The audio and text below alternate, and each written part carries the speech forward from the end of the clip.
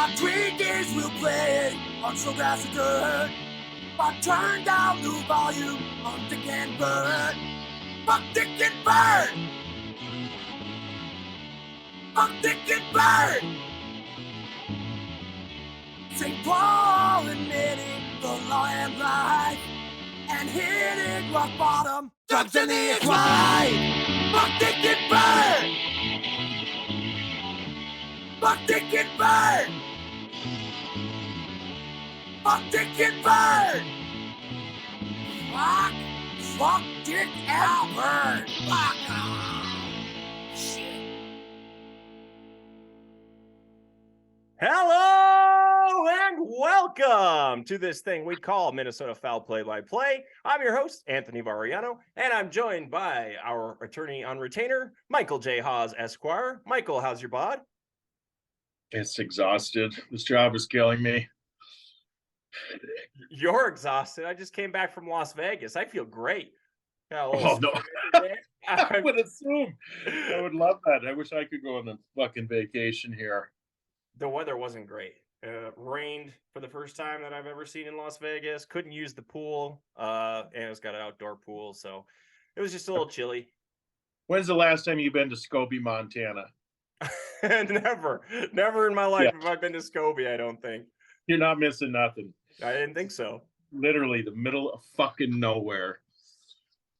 So you've been commuting out there for work? Yeah, I just had to go there yesterday. We left fucking Glendive at 6 a.m. Takes you 2.5 to 3 hours to get there. You're almost in Canada. Yeah. And I get to go back next week for a trial. So that, I love life, man. I just fucking love life. Well, I bet you are loving Major League Baseball right about now. Unlike you, you live outside of the Minneapolis area, so can get MLB TV and get the games. We'll talk about that in a second. But these new Major League Baseball rules seem to be working like really well. The Twins Maybe and Marlins too well. Yeah, maybe too well. That's what the talk has been by Billy Gill on the Dan Le Batard Show podcast. Is I think we sped this game up too much. You know, it's going by too fast. It's literally like 6:40 start time. He tunes in at 8:30. The game's damn near over. Like the Twins and Marlins played a 1-0 game in less than 2 hours the other day. When was that ever the case? No, that's if you check, just focusing in on the Twins, and I've watched numerous games, like not affiliated with the Twins either. They're almost, if they could make a fucking rule like the Royals games, that was fine. When there's some offense sprinkled in there, like if you've got anywhere from 5 to like 12 hits a game, then it seems like it's like the perfect pace of play. When it's pitchers duels, too fast. Fucking Christ, you're in the 5th inning and you're like 45 minutes has passed. What the fuck is going on? Like, what happened to this game? What happened to the game we love? No, and I don't. I mean, I'm gonna try to come out for the Cubs series. I don't know what I'm gonna do at a live game. Like, how do you go take a fucking piss? Right? You'll miss an entire inning standing in line. Yeah.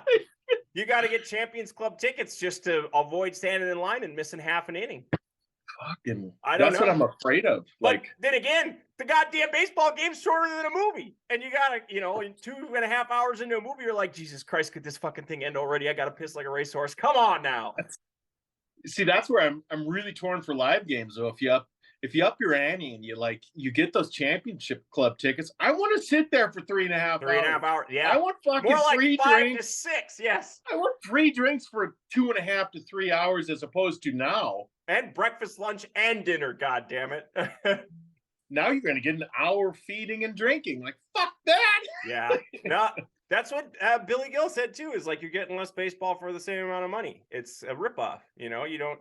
But that's the thing, is like the problem they were trying to solve isn't actually the lack of action in the sport. It's the fact that people leave. Like, there is still a lack of action. It's just there isn't as a lack of action for as long a period of time. So they did some research, and apparently 90% of fans stick around in their seats 2 hours into games, but another 30 minutes later, just 80% remain.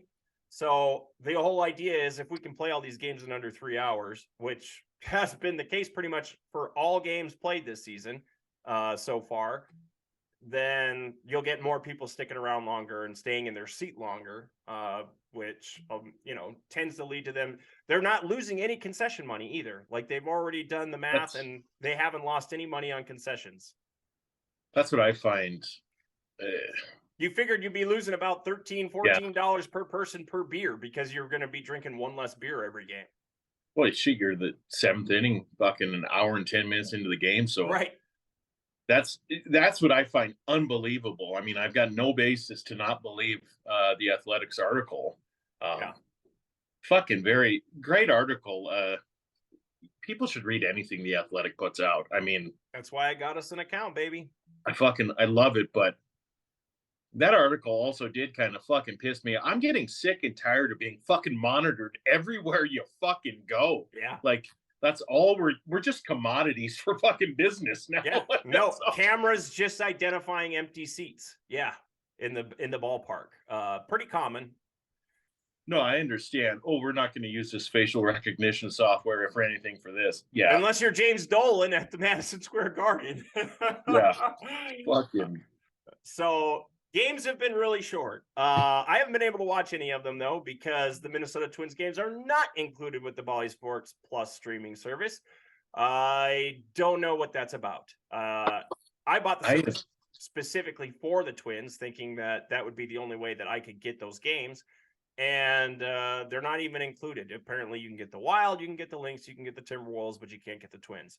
And this is just an ongoing issue of Major League Baseball has been in front of this streaming, has led all sports in streaming since they launched MLB TV back in 2006? I think I had it back in 2006. And they still haven't figured out this fucking blacked out bullshit. And it pisses me off so fucking much. They need to get. I understand. I'm not saying I agree with it. I understand why the blacked out crap was before. It was used to support cable subscriptions and shit like that. I understand that. I don't agree with it, but as a Twins fan, that's what's nuts. Like, I am happier I live in the Mariners market than in Minnesota's market, because I've had MLB TV for the last decade, and I fucking hated it when I lived out in the Twin Cities, because it's like useless. It's fucking useless. I used to be able to get around it too. I used to have a VPN that would change my location, and that seemed to work for one season. And then they managed to fix that little issue. So there was no getting around it at that point. You just had to buy cable. And that's the thing, is who's buying fucking cable and satellite nowadays? Nobody. No, I don't. This is going to be the struggle. And we talked about it, I think, on one of our earlier shows, but this is going to be the struggle between mid-market and small market teams, as opposed to, I mean, the Yankees, Dodgers, the Yes Network. Guys probably makes more money than half the league combined. Yeah. So it is going to be aware about a means about freaking sharing profit or making sure that the Yankees are getting their cut, I guess. But no, they can still sell games exclusively, right? So Apple TV gets a certain number of games. ESPN gets a certain number of games. Fox gets a certain number of games. They still divvy it all up. And you're right. It's going to be a lot harder to figure out how you share that streaming revenue.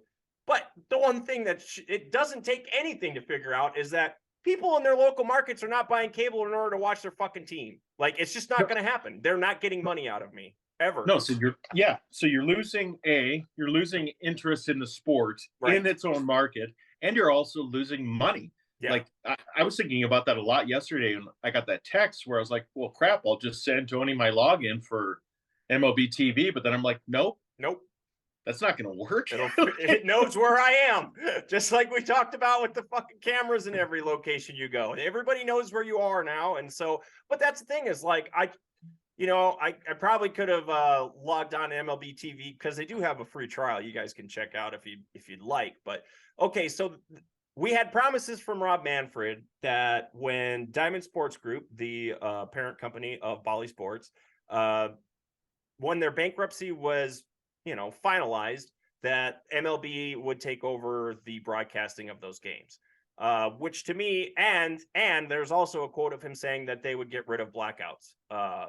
So eventually we will get exactly what I've been hoping for six years. I don't know. I mean, since I've been living here, six damn years, I've been wanting to stream the Twins and can't. And it's just a matter of time. So like Diamond Sports Groups, they made one payment and it was to the San Diego Padres, which makes sense because that's where their most revenue is going to come from.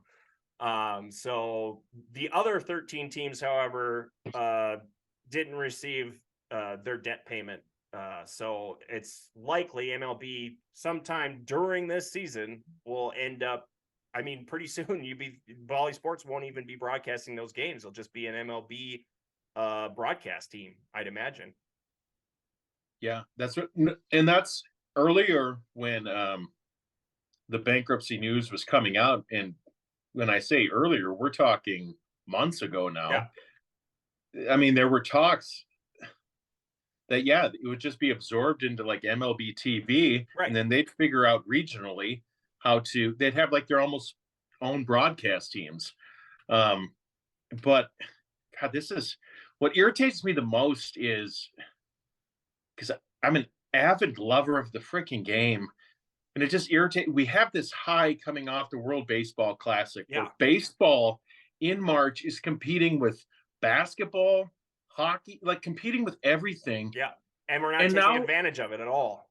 And now it's just like, nope, let's fuck it up. Let's fuck it up. Like, let's let people get so sick of how fast the game is moving that they don't even bother to watch any of it, right? So, like, I still haven't seen any of the games played under these new rules. I have no idea about whether the bases being bigger is, enticing people to steal bases more. I have no fucking idea except for what my fantasy team tells me.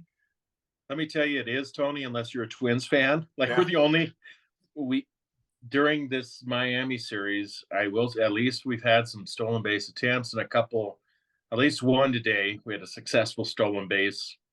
I saw Buxton scored a run, but just via great base running on a pop up to the center fielder that probably shouldn't have scored on, but he just lobbed it into the infield, and Buxton's, faster than a gazelle. So faster than a speeding bullet. Yeah, he is the best. No, so the Twins are looking good, at least. I mean, they're 4-2. They're right atop of the division. That's what you're really missing about the new rules, though. To me, it's like designed for TV watching, though, where it's like that's where it should get more viewership. Like, to me personally, like we already said, I'm pissed off that when I actually go to a game, it's going to be shorter because I do want. Just get there for batting practice. Just get there earlier.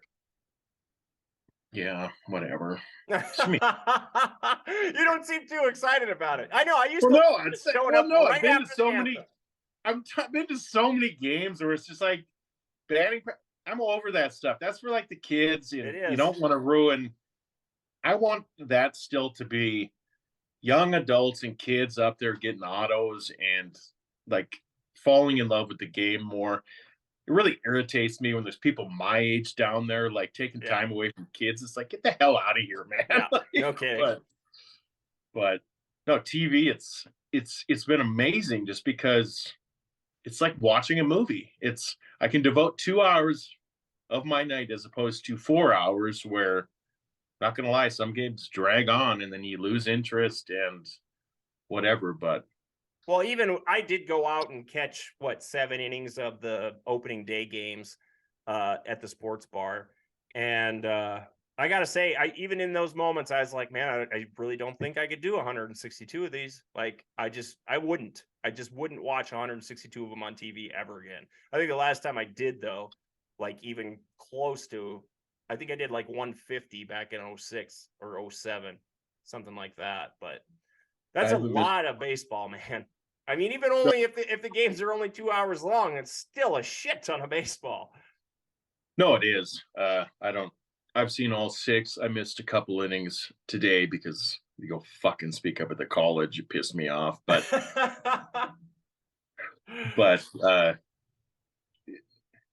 I don't know.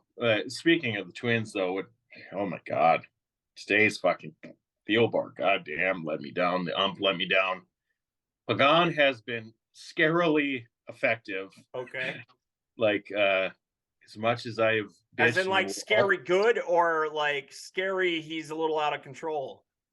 Scary, like where he's been effective. I think he's only given up 1 run, but it's Jesus. I think he's had only 2 or 3 outings.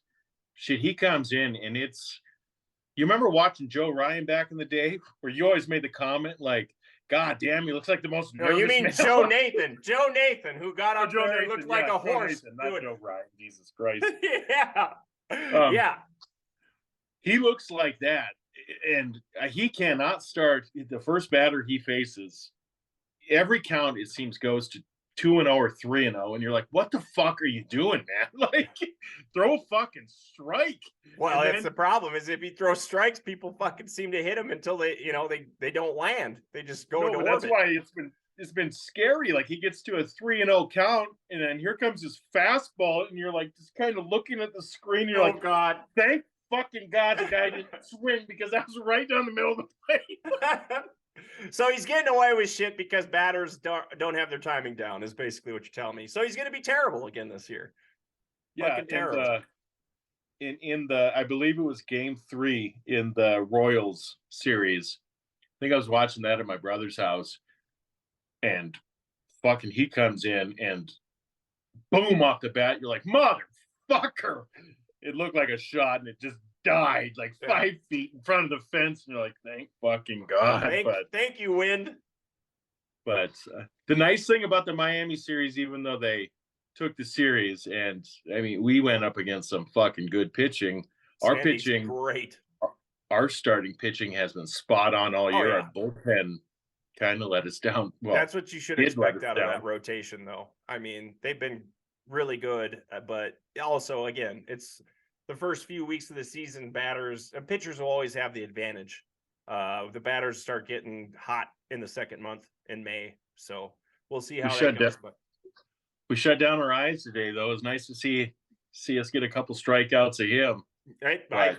Shit, we struck him out. That's really shocking, because the man does not strike out. Yeah, Thielbar struck him out, and then Thielbar gave up a long shot to give. Have you seen any instance of anybody taking like a called strike based on not getting in the box in time, or any of the? Yeah. Really? Yeah, we had a couple of those, and then I don't know if you followed Machado got kicked out of a game. I heard about this. Can't argue that. And right. I was watching that game. It was fucking bullshit. Like, right at that 8 seconds, he raised his hand to take his time out. And I'm just, on some of these, there needs to be, I almost think there needs to be a little bit of leeway. And if you haven't taken your time out again, you should just be assessed. The batter should just be assessed their timeout. Automatically given a timeout? Yeah. Whether they called for it or not, just because, especially in big parts of games, I'm sorry, I do not want this bullshit. No, I want Manny Machado to swing the bat every time, as many times as he can. Yeah, and most people do. Yeah. No, because it's like us when we complain about like the end of a basketball game, where it's like, you do not want the fucking umps or even the end of a football game. Yeah. You don't want a game decided by a fucking umpire or a ref. So no, I think Manny got fucked on that. And did the manager also get tossed? Because that's what I've been hoping this would result in, is managers losing their fucking minds. Manager did lose his mind, came out onto the field. He didn't get tossed. Manny did, though, because pretty sure Manny told the umpire to fuck off when he started. Atta boy, Manny. That's how you do. Absolutely. I'd be pissed if somebody called me on strike 3 and they didn't throw a pitch. I mean, that would really bother me. But they've had time to figure this out in the spring training, and it seems like it's going relatively smoothly. So it seems like, I've noticed, it seems on average about once a game. You don't see the pitchers getting box called too often for it. Yeah. But batters, it seems like there's about 1 to 2 calls a game, which sucks. And we got one last plug for the Twins. I mean, Kenta Maeda. Woo! Holy Christ. I mean, I understand. Coming back strong, huh? No, I got into it on a forum about he wasn't quite as dominating as when he was the runner-up for the Cy Young, for Christ's sake. Yeah. And I'm just like, did you watch the game? Yeah, he made one bad pitch, but he fucking struck out 9 over 6 innings. That's a lot of guys domination. over a short amount of time, yeah. And with what he's bringing to the table velocity-wise, and it's not like there's a lot of movement on a slider. He's fucking got control out of his ass. Yeah. If he could stay fucking healthy, and he's our number 4 or 5, and we get 6 innings. No, he'll like probably be our number 3 by the end of the year. He's that good, like, because you got Lopez is a bona fide number 1. Like, we've seen him, and yeah, he's real good. No, he's shit. He had another fucking jam he pitched. Yeah, you're gonna get that from him just about every night. I see him as just sticking in at 4, just because. I'm sorry, the Joe Ryan experience, that's going to continue to get better. I don't know what it is. I'm not convinced on Joe just yet, but have you seen his invisible? Because I haven't seen him throw it yet, and I've heard stories. No, I've not seen that. His fastball continues to get better. He doesn't have great velo with it, but his spin rate, like, just swings and misses at his fucking fastball. I think he's got the best fastball in our rotation. Mm-hmm. Sonny Gray, I think, is definitely our number 2 going forward. He struggled his first outing, but talk about a veteran who doesn't have his stuff and still doesn't give up a run. Like, he's just a hell of a pitcher. Yeah, he's always been kind of like that guy who can just go out there and grind for you. What about Maley? He had a good game for his. I mean, he's facing the Marlins, which.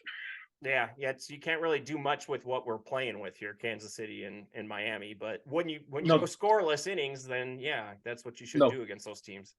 Come Friday, we'll see what this team's really made of going against Houston. The Astros. Yeah.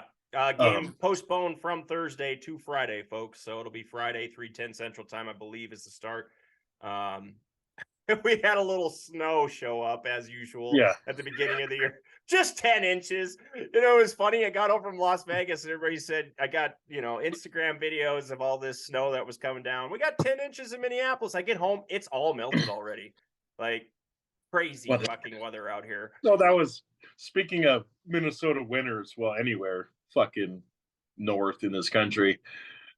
In one of the forums I did love, some moron comes on. He's like, how come we never get like an actual opening day anymore? And it's like, don't you remember 2019? I think I remember watching the game in 2009. There's fucking snow on the ground, you idiots. Do we want to put fucking Brittle Buxton out there in the snow? You motherfuckers don't even like going to basketball games in the snow. Fuck you. Why don't we have an opening day? We should open the goddamn first month of the season in Puerto Rico.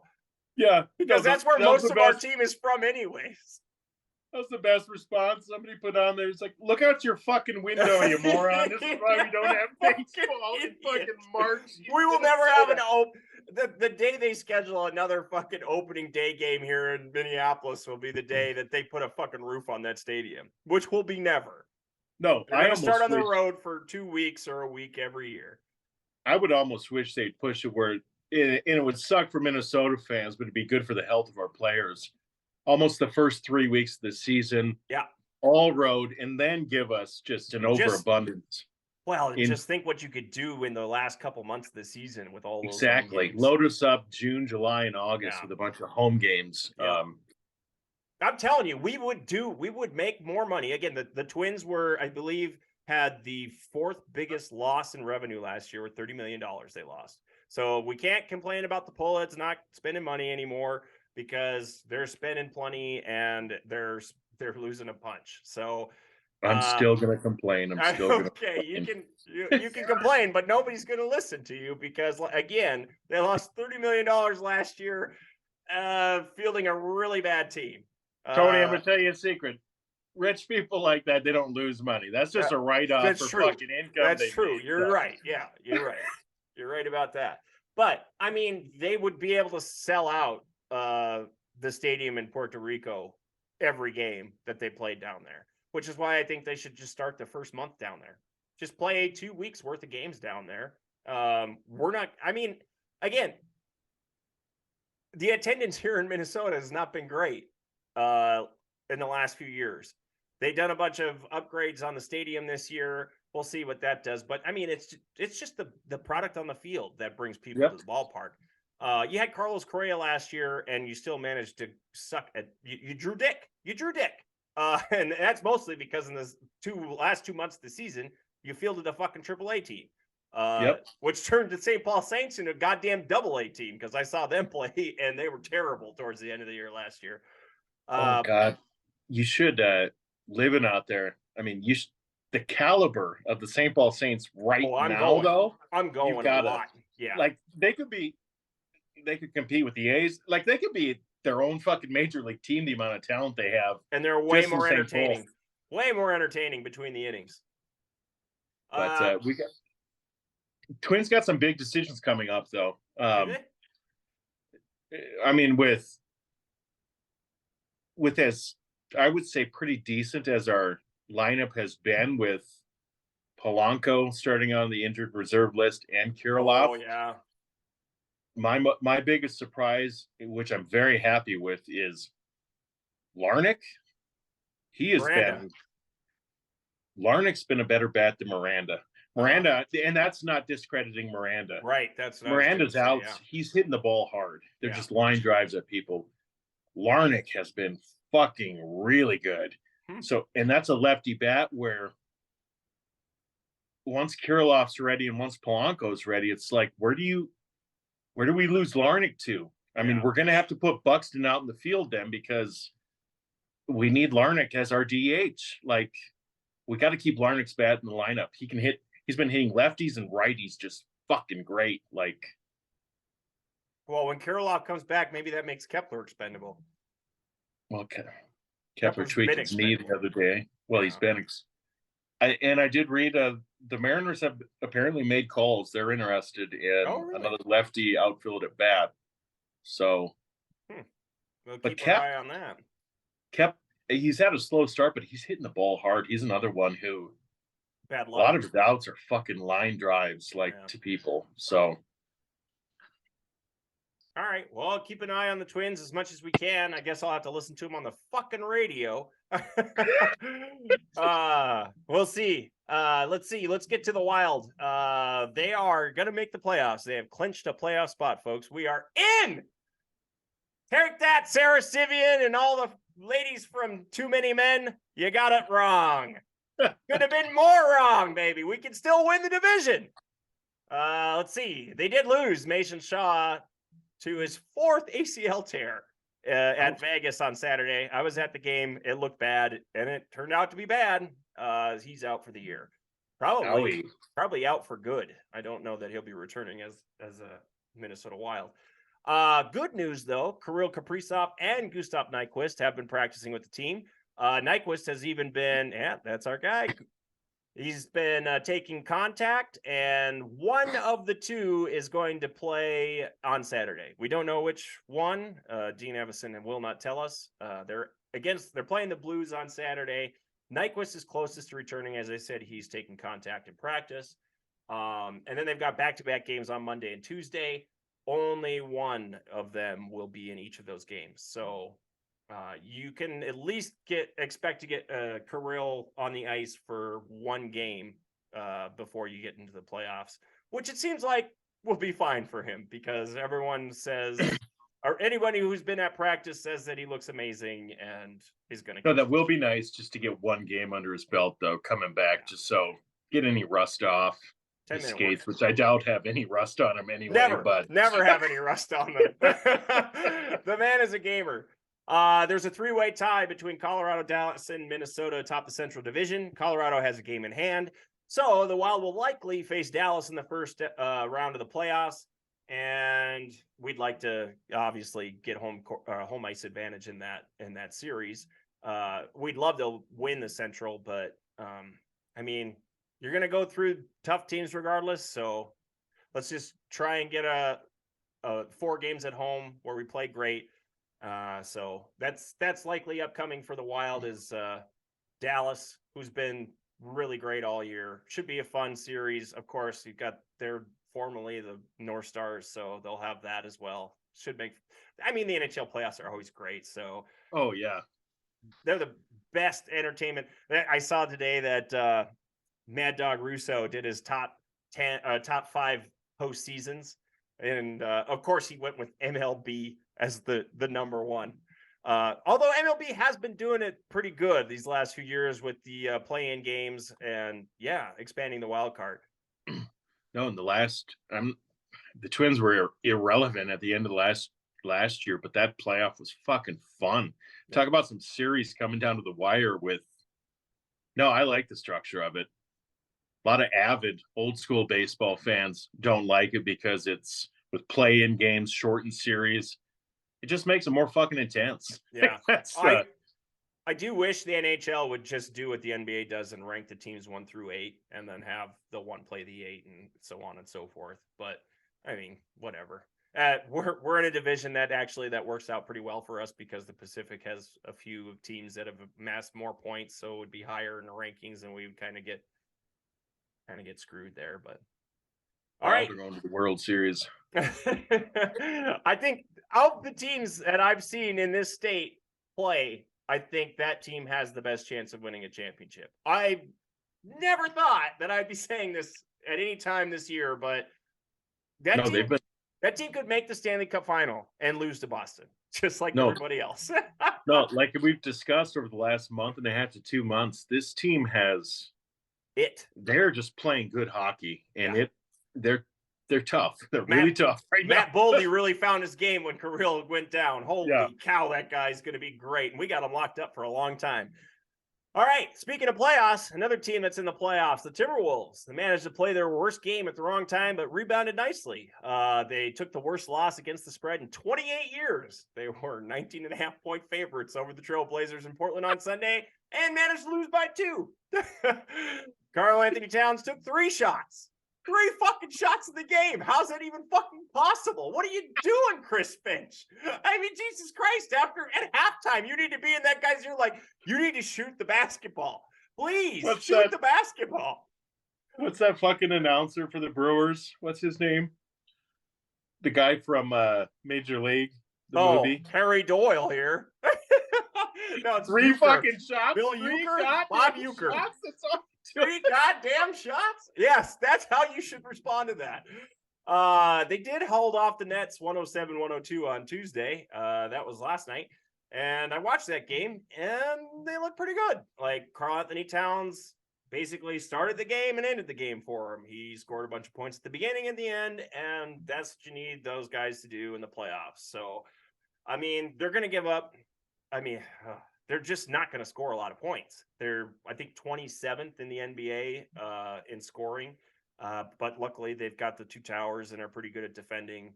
That Jaden McDaniels is fucking fantastic defender. Kyle Anderson is fucking fantastic defender. They got guys now, and they can play with folks. So yeah, Karl hit big games at the beginning and the end of the game. Hit key free throws down the stretch. They're sitting 9th in the standings. They're a half game back in New Orleans in 8th. And New Orleans is here on Sunday at 2:30. Their next game is at San Antonio on Saturday at 3 p.m. So that works out pretty well because San Antonio ain't trying to win anything. And they could very well end up in 8th, which is, I mean, that's your best chance of actually making the playoffs out of the play-in. You only need to win one of the play-in games in order to make the playoffs in the 8th spot. So we're hoping that's the case. I would love to see the Timberwolves get a playoff series win, but I just don't see it happening. Although it seems like the top of the West is faltering a bit, and there's a lot of confidence in the bottom half of the conference. We know I want to do a Brad Betts segment. he's not here. All I can tell you is I think he won like $1,200 on the tournament somehow. He had UConn. Yeah, and big time. I was with him during those bets. That was an intense day of gambling. I had a 4-game parlay, just MLB. And talk about things working out perfect. Yeah, I fucking blew it the next day because I'm a fucking retard. But no, talk about things. My safe bet in mine was the Red Sox versus the Orioles, which I knew. Orioles are good. I knew Vegas. I know like people who don't follow base, like the Orioles have a good fucking young team. They do. It keeps getting better every year. But Jesus, so I'm watching that game. That's my safe bet. And fucking Chris Sale gives up like 6 or 7 runs. I'm like, what the fuck? Like I turned to the game and it's like 7-0 in the second. I'm like, motherfucker, I'm already tearing my ticket up. But then Boston comes back, cuts it 7-5. Because they play in a tin can. I assume this game was played in Boston. And then they get it to within 1. And it's the 9th inning. 2 outs. Routine pop fly to left field. I'm like, motherfucker, I throw my hat, left fielder for the Orioles, fucking doinks right off the palm. Like it's a one where it's hit 2 feet from you, steps over. Oh my God. Drops down. So I got a guy on first base. The very next pitch. And they're going against an Orioles closer. What the fuck's his name? I've got him on my fantasy team, who's one of the best in the league. First pitch. Boom, line drive, just clears that chicken wire at the bottom. And I'm like, they fucking did not. They did not. Holy shit, you got so lucky. A $50 bet won me like $650. And then oh my God, that is a huge win. Yeah, but the problem is when you're betting all day, and my brother's a degenerate like I am. So we're like, yeah, let's go try to cash these tickets in. You got to do it at a casino. That money goes quick. Goes into a slot machine? Yeah. Well, hey, it's Wednesday.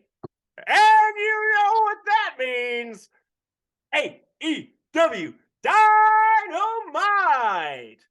Tonight, Hook puts the FTW Championship on the line against Ethan Page. Jamie Hayter puts the AEW Women's World Championship on the line against former champion Riho.